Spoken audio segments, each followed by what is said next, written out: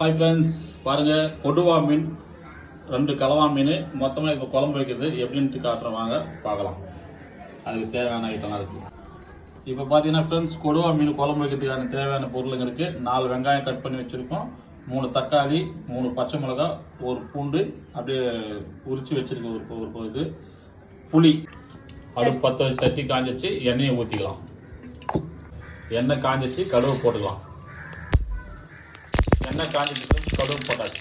வெங்காயத்தை போட்டுக்கலாம். வெங்காயம் வதங்கிடுச்சு, கருவேப்பிலை, பச்சை மிளகாய் போட்டுடலாம்.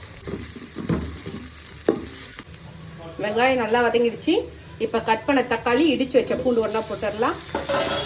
கல்லுப்பு 2 ஸ்பூனு, மஞ்சத்தூள் 1 பிஞ்சு.